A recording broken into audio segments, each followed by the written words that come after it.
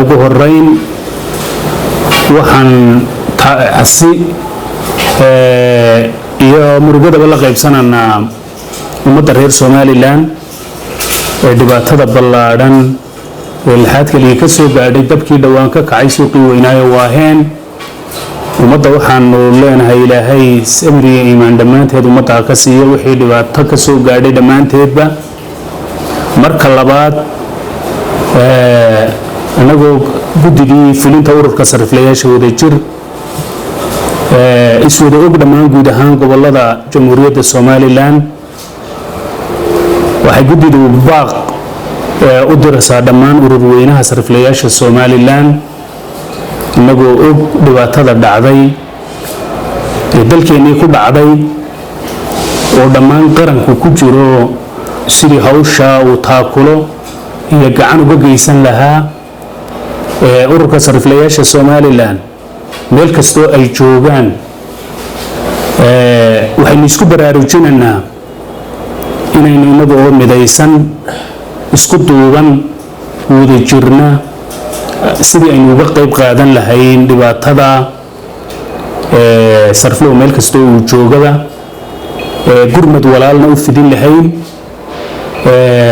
maanta waa maalin aad u dhib badan oo dhibaato weyn soo gaadhay dadkeenii marka inaynu inagoo gacmaha haysanna oo wada jirna oo isku duuban aynu dhibaatada ummadda kala qayb qaadanna baan soo jeedinaynaa guddi ahaan inna lillahi wa inna ilayhi raaji'uun inna lillahi wa inna ilayhi raaji'uun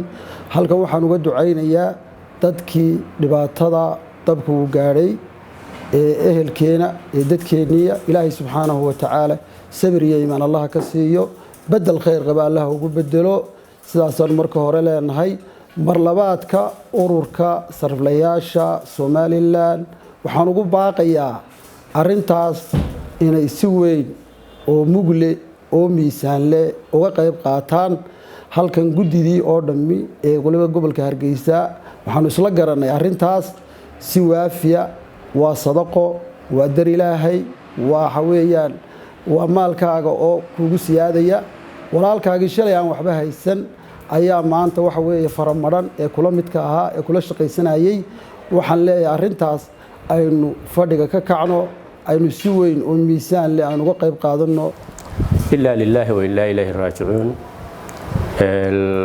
waxaan baata dhibtay murugada la qaybsanaa walaalihi la shalayto wala haystay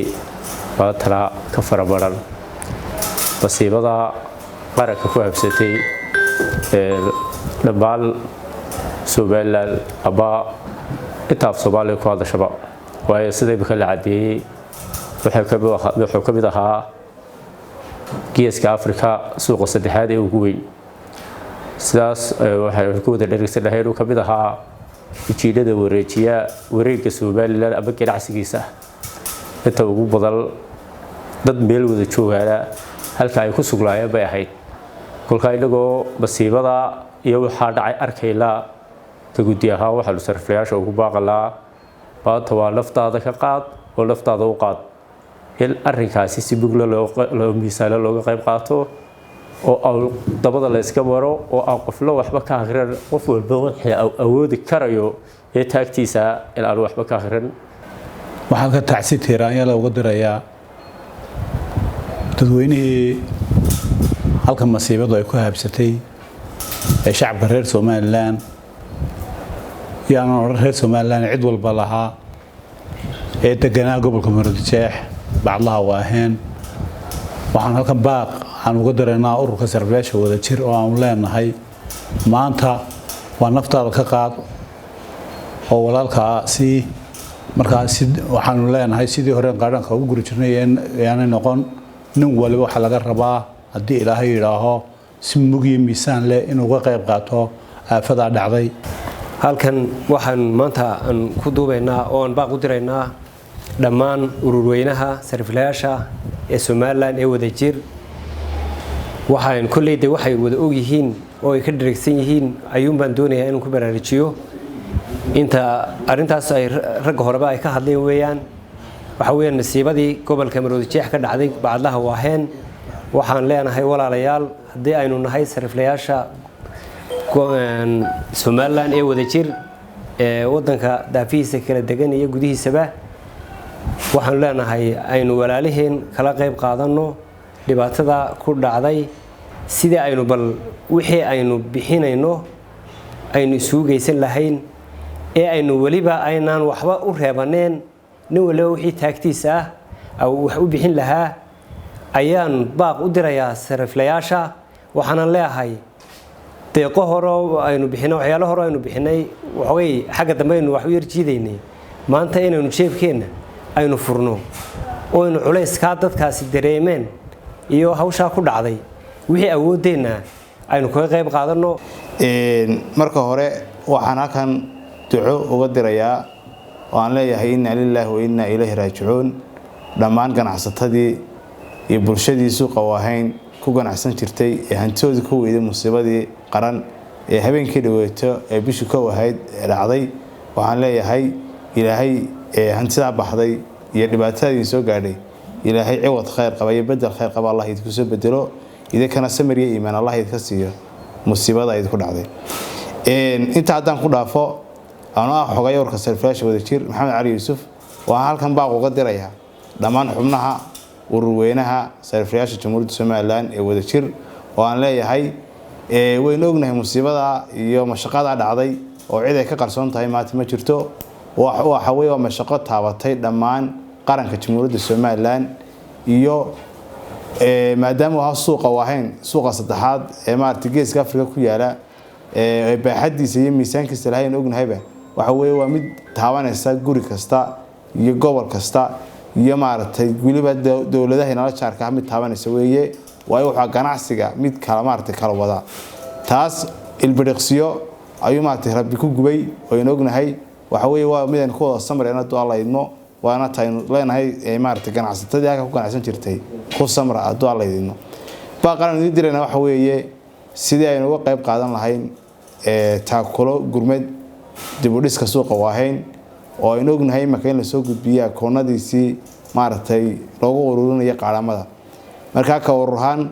waxaynu jeclaysanay oo gudida fulinta ururka wadajir wax iska weydiisay qaabkii ururka sariflayaasha wadajir oo midaysan ay uga qayb qaadan lahaayeen hadduu Allah idmo waxaan uga qayb qaadan doonaa qaab muhiim miisaan leh oo gurmadkaasi noqdo gurmad maartay si guud aynu uga wada qayb qaadano sida xubnaha iga wada horeeyay ay u faahfaahiyeen waxay noqon doontaa qaaran guud oo maartay si qiimo badan aynu bixino oo ay nafteena intaanu ka qaadno aynu nafteenu haddana u bixino inna lillahi wa inna ilayhi raaji'uun runtii maanta waxaan si ka tacassanay dhammaan musiibadii ku timid suuqii u weynaa ee Somaliland ee waahayn ka tacassanay dadkii dhibaatada ku soo gaadhay ee reer Somaliland oo leeyahay walaalo dhibta maanta idinku dhacday waa mid aan wada dareemayno oo idla qaybsanayno oo aanu leenahay maanta dhibtaasi wuxuu ku dhacay Somaliland oo dhan ilaahay waxaan ka baryayaa in dhibkiidi soo gaadhay wax wanaagsan idinku bedelo ayaan marka hore ilaahay ka baryaa idinkuna aad ku samirtaan dhibka ilaahay idin keenay walaal shalay wada buuxdeen maantana wadinka arkaya arimaha ilaahay baa iska leh konkan wayna wada maamulaya aynu ku samirna wax walba ina soo gaadhay dhaqaale ahaan haddaan eego dhibka soo gaadhay idinkoo kaliya idinmu soo gaadhin dhaqaalihii Somaliland wuu burburay dawladda dhexe halka ay ka qaadi jirtay cashuurta boqolkiiba 50 baa hoos u dhacay waxay xoolaha u badan ee reer Somaliland ee la cashuura waxay ahayd suuqa waahayn ama bacadlaha ayuu soo mari jiray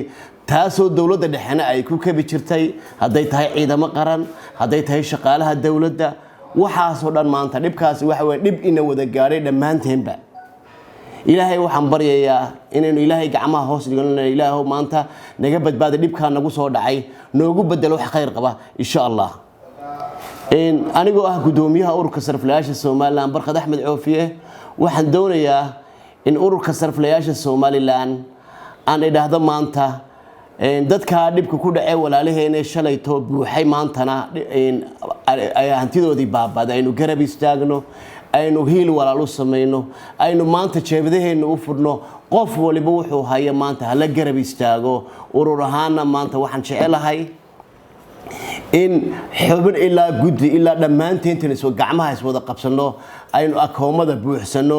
qof waliba waxaan ka filayaa maanta in wax wanaagsan maadaama aynu ku jirno bishii Ramadaan ee khayr ka qabtay in walaal aynu garab istaagno walaalaheen waxaan leeyahay